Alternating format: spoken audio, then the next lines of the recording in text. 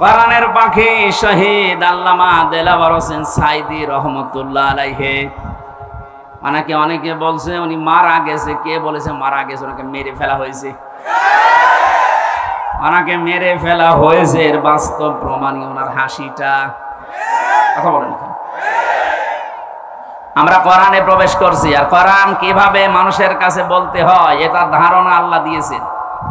আমার মন মতো বললে হবে? এটা কি মমতাজের কনসার্ট নাকি যে যা আছে সব দলিয়ে দিলাম? কোরআনে কারীম জানাচ্ছে যে এইভাবে মানুষকে শোনাও, কিতাবুন উনজিলা ইলাইকা ফালা ইয়াকুন ফি সাদরিকা হারাজুম মিনহু লিতুনযিরা বিহি ওয়া যিকরা লিল মুমিনিন। বলেন আল্লাহু আকবার। সূরা আরাফের 2 নম্বর আয়াতে আল্লাহ বলেন, হে নবী, এই যে একটা কিতাব, এটা আপনাকে আমি দিয়েছি, এটা শুধু সোমা খাবেন আর টাকের উপরে রেখে দেবেন। এই এদিকে তাকান। কোরআনকে আল্লাহ এই জন্য আমাদেরকে দিয়েছেন যে শুধু সোমা খাবেন আর মাথার উপরে রেখে দেবেন। জবাব দেন। এটা ক্লাস চলছে, ছাত্রের মতো বলবেন, এই জন্য দিয়েছেন। আল্লাহ পাক বলেন হারাজুম মিনহু লিতুনযিরা বিহি, এই কোরআন প্রচার করবেন, মানুষের কাছে সতর্ক করবেন এইটা দিয়ে। কিন্তু একটা বিষয়, এই যে সাদরিকা আছে, এই কোরআন প্রচার করতে গিয়ে, তাফসীর করতে গিয়ে আপনার মনের ভেতরে যেন কোনো সংকীর্ণতা কাজ না করে, দ্বিধা দ্বন্দ্ব ভয় ভীতি এগুলো আপনার কাছে যেন না আসে। কারণ কোরআন প্রচার করতে গেলে এরকম কিছু আসবে, এটা আমি আল্লাহ জানি। হারাজন শব্দের ব্যাখ্যা পেয়েছি তাফসীরে আমি 2টা। 1 নম্বরে, হে নবী, আপনি যখন কোরআন প্রচারে যাবেন, তাফসীর করে শোনাবেন, দেখবেন অনেক মানুষ এমন সামনে বসা আছে, তারা কোরআনের বক্তব্য না বোঝার কারণে মন খারাপ করবে। এ ধরনের মানুষ দেশে নেই।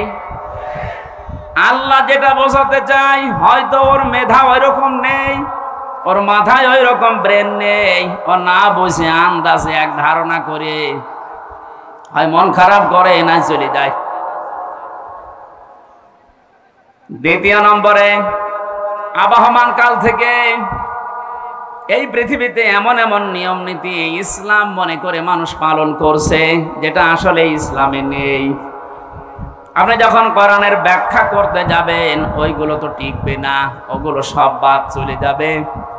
এতদিন যারা ইবাদত মনে করে ওইটা পালন করছে, জীবনেও তারা আপনার কথা শুনবে না, আন্দাজে তখন আপনার প্রতি খারাপ ধারণা করবে।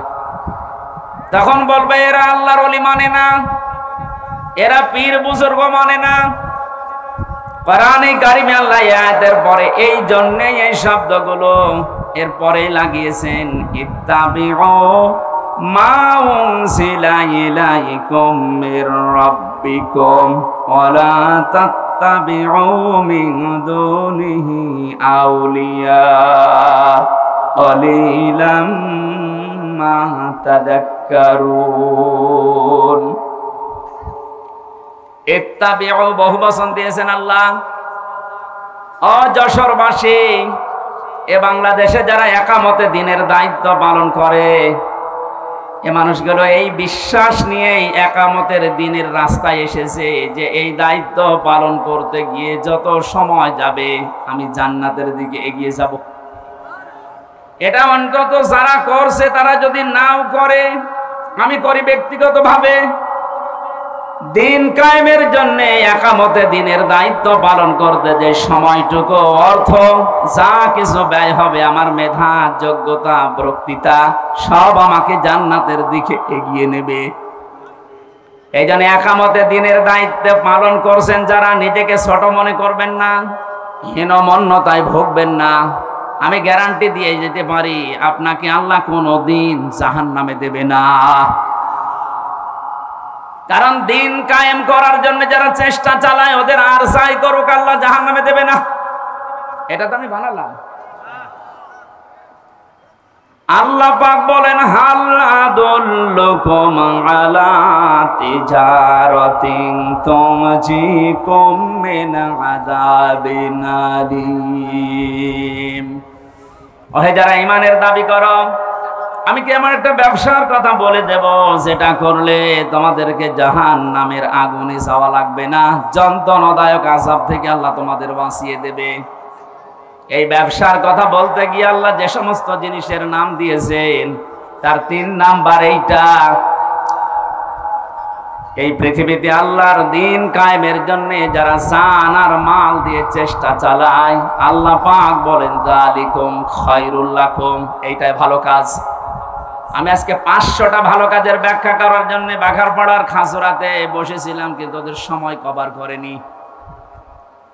একটা মাত্র ভালো কাজের ব্যাখ্যা ওখানে দিয়েছে। আল্লাহ যে আহসান ও আমালার কথা জানিয়েছেন, যে আমি ভালো কাজ তোমাদের কাছ থেকে দেখতে চাই। এ পৃথিবীতে আল্লাহর দৃষ্টিতে যত ভালো কাজ আছে তার 1 নাম্বার কাজ হচ্ছে আনাকিমুদ্দিন, দিন কায়েম করা। কোরআন এরকম 500টা আছে। এটা আমাকে জেলখানার ভেতরে বাংলাদেশের জীবন্ত শহীদ এটিএম আজহারুল ইসলাম, ওনার কাছে অনেকগুলো বই দেখেছিলাম, ফাঁসির কন্ডেম ছেলে। মাঝে মাঝে আমার কাছে পাঠিয়ে বলতো যে হামজাকে দেবে, এগুলো যেন পড়াশোনা করে বাইরে মানুষদেরকে ডেলিভারি দিতে পারে। আল্লাহর ওই বান্দাকে আল্লাহ যেন দ্রুত আমাদের ভেতরে ফিরিয়ে দেন, বলেন আমিন। তা জীবন্ত শহীদ লোকটা যে সমস্ত মিথ্যা অপবাদগুলো দিয়ে ইসলামী আন্দোলনের একামতে দিনের দায়িত্বশীল মানুষগুলোকে দুনিয়া থেকে বিদায় করে দিয়েছে, পৃথিবী এখন প্রমাণ পাচ্ছে, দেখতে পাচ্ছে এগুলো পুরাটাই প্রতিহিংসার ফসল। এটাও তো বানালাম নাকি? শহীদ মীর কাশেম আলী, শহীদ আব্দুল কাদের মোল্লা রহমতুল্লাহ আলাইহে, গত কয়েকদিন আমি গিয়েছিলাম ফরিদপুরের মোল্লা সাহেবের কবরে। আমি ছোট থেকে বড় পর্যন্ত যতগুলো মানুষের সাথে গ্রামে মিশেছি, প্রত্যেকটা মানুষ বলছে না, যাকে ফাঁসি দেওয়া হয়েছে এটা ওই কসাই কাদের না, ইনি আব্দুল কাদের মোল্লা। গোলাম মাওলা রনি সাহেব ওনার সাথে জেলে ছিলেন। রনি সাহেব এসে পৃথিবীর মানুষকে জানিয়েছে, মোল্লা ভাই আমাকে জানিয়েছে, রনি বাইরে যদি যেতে পারো, আমি তো আর যেতে পারলাম না, পৃথিবীর মানুষকে জানিয়ে দিও আমি কিন্তু কসাই কাদের না, আমি আব্দুল কাদের মোল্লা। যে অভিযোগে আমাকে অভিযুক্ত করে দুনিয়া থেকে ওরা বিদায় দিচ্ছে, আল্লাহর কসম আমি এই দোষে দোষী না। উনি কেন বলবে? আমি নিজেও তো বলছি। আমাদের 3টা বছর জেলে রেখেছিল, কয়েকদিন আগে আমার এই মামলা পড়া ওরা ঢিসমিস করে দিয়েছে, একেবারে বেকসুর খালাস দিয়েছে। তাহলে আদালত থেকে প্রমাণ পেয়েছে যে আমি নির্দোষ, আমার কোনো দোষ নেই। কথা বলেন না কেন?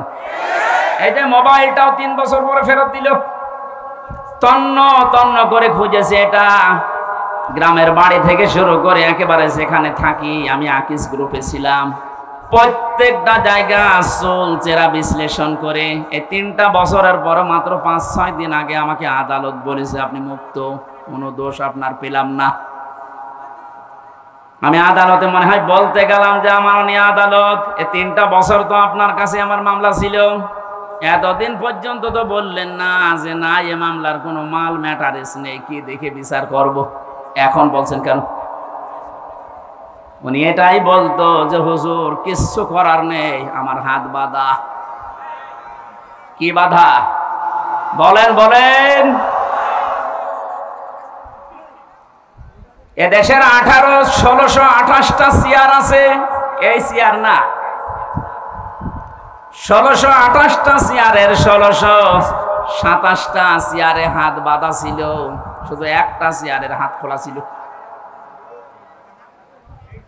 যারা এই কাজ করেছেন আমরা এখন আহ্বান জানাবো, বাংলাদেশ যেহেতু দ্বিতীয়বার স্বাধীন হয়েছে, 1700-র উপরে জীবন দিয়েছে ছাত্র আর ছাত্রীরা, সুতরাং এই স্বাধীন দেশে আমরা আর কারো হাত বাঁধা দেখতে চাই না।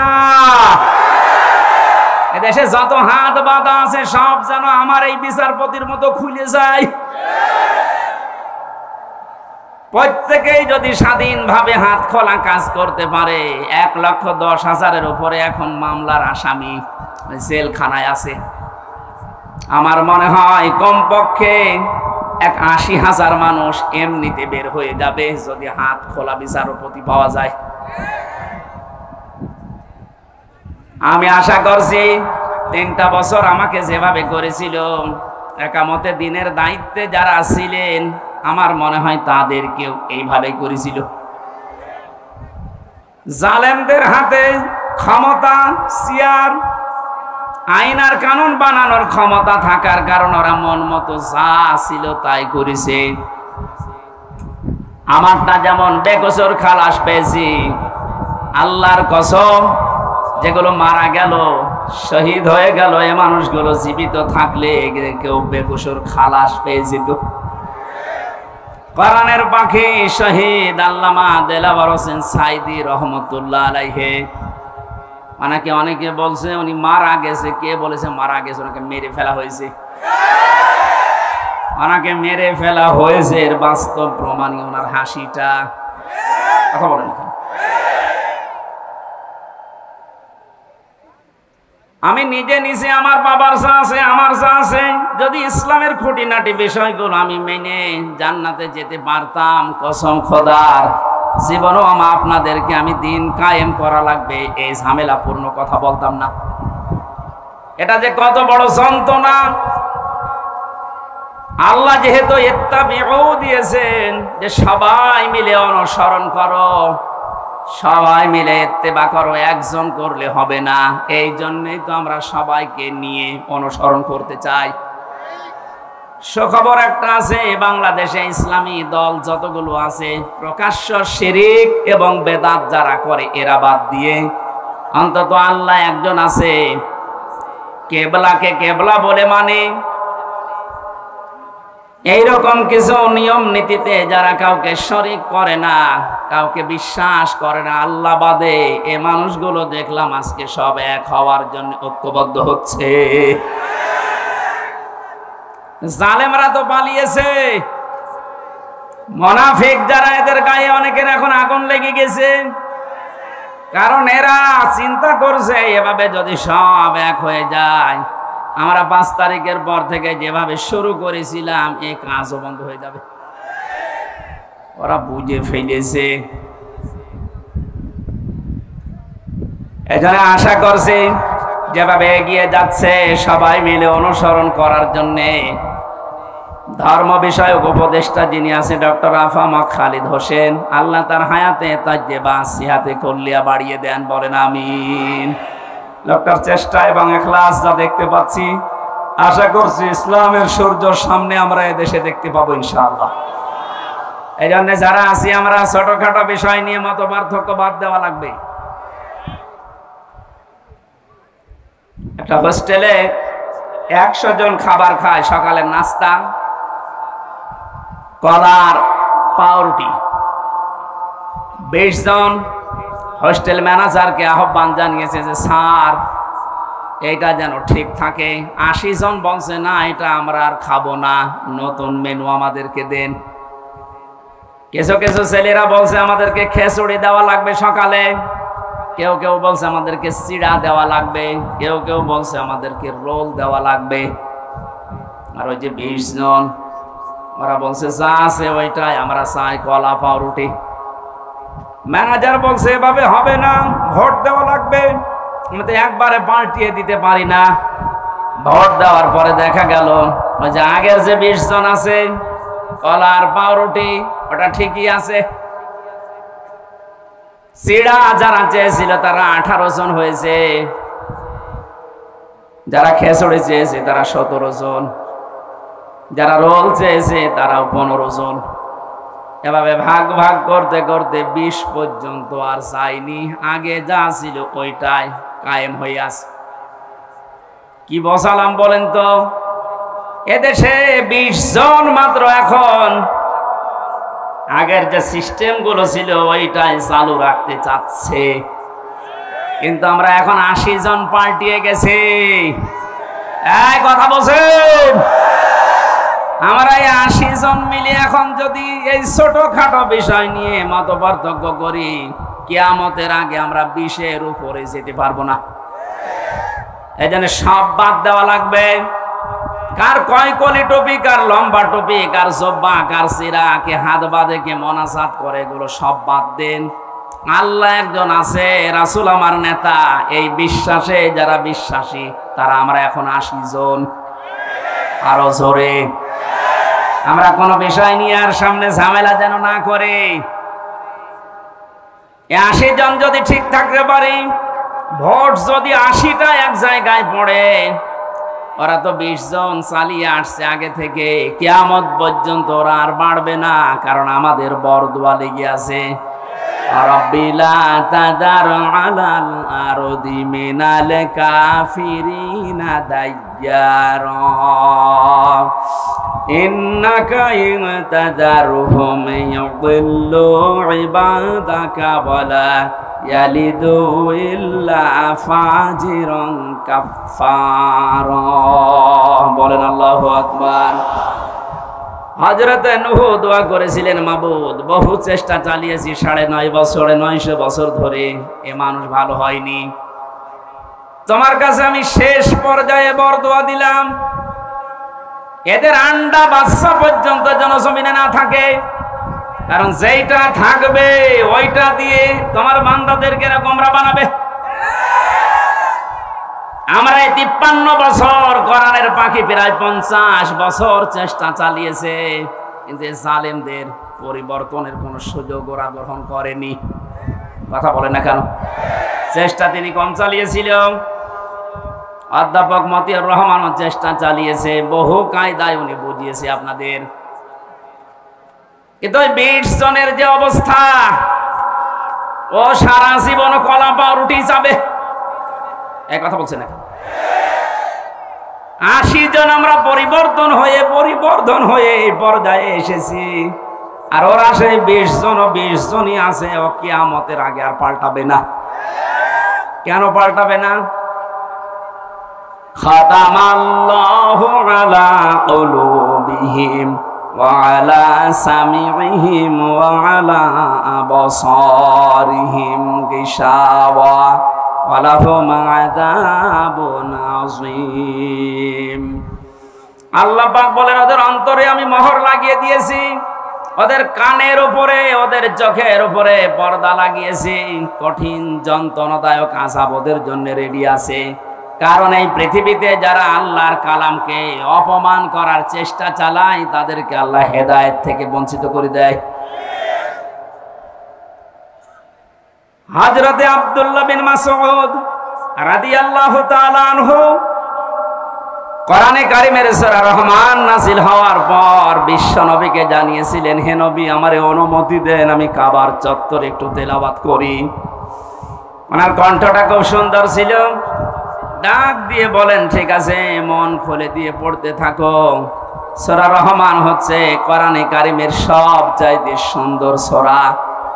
তিনি তেলাওয়াত আরম্ভ করলেন, আর রহমানু আল্লামাল কুরআন খালাকাল ইনসানা আল্লামাহুল বায়ান। তেলাওয়াত করছিলেন এভাবে, হঠাৎ আবু জেহেল শব্দ শোনার পরে এসে হযরতে আব্দুল্লাহ বিন মাসউদের কানের উপরে দিয়েছিলেন এক থাপ্পড়। কান দিয়ে গল গল করে রক্ত বের হয়ে ওই দিন থেকে তিনি চিরদিনের জন্য কালা হয়ে যান, আর শুনতে পাননি। এই যে বধির হয়ে গিয়েছিলেন কানে, বদরের ময়দানে আল্লাহ পাক কোরআনে কারিমের অপমানের শোধ নিয়েছিলেন।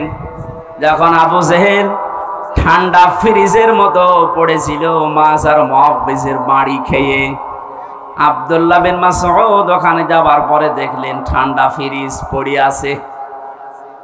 বুকের উপর চড়ে বসলেন, ডাক দিয়ে বলেন, তা আবু জেহেল, তোমাকে আমি সময় দিলাম এখনো পর্যন্ত মুহাম্মাদুর রাসূলুল্লাহর কালেমাটা মেনে নাও। আমি নবীর কাছে সুপারিশ করব, বিশ্ব নবী তোমারে মাফ করে দেবে। আবু জেহেল ডাক দিয়ে বলে, মাসুদ, আব্দুল্লাহর ছেলে মোহাম্মদ তোমাদেরকে জাদু করেছে, আমার পর্যন্ত আসতে পারে নাই। আমার ভাইরা, হযরত আব্দুল্লাহ বিন মাসউদ দৌড় দিলেন নবীজির রওজার কাছে। তাবুর ভেতরে দেখেন বিশ্ব নবী মুহাম্মদুর রাসূলুল্লাহ হাত তুলে মোনাজাতে লিপ্ত আছে। তিনি দেখলেন মোনাজাত যখন চলছে, আমি আরেকবার যাই। ওই যে যারা পড়ে আছে এখনো মরে নাই, ওদের ভেতরে গিয়ে দেখলেন আবু জেহেল এখনো খাচ্ছে। ডাক দিয়ে বলে, তোরে সময় দিয়েছিলাম, আরেকবার দিলাম, বল। ও আবার একই কথা জানিয়েছে। তিনি আরেকবার ঘোড়া দিয়ে এসে বললেন, বল। এবার আরেকটু বাড়িয়ে বলেছে, আব্দুল্লাহর পোলা মোহাম্মদ তোমাদেরকে জাদু করেছে, আমার পর্যন্ত আসতে পারে নাই। পরে আমি এখনো যদি পাই, এখনো টুকরা টুকরা করব। হযরত ইবনে মাসউদ বললেন, না, এতক্ষণ তোরে সময় দিয়েছিলাম, আমি আর সময় দিলাম না। তুই যখন মুহাম্মদুর রাসূলুল্লাহর উপরে এই দাবি তুললি, তোরে আমি শেষ করে দেব। তরবারি বের করে গলার ভেতরে লাগিয়েছেন। আবু জেহেল ডাক দিয়ে বলে, মাসউদ, কি করবি এখন? আলাদা করব। ওই সময় বলেছিল, আলাদা করবি কর, আমার গলাটা একটু বড় করে কাট, দেশের মানুষ যেন দেখে বোঝে যেটা নেতার মাথা। মরে যাচ্ছে, তাও তেজ কমছে না।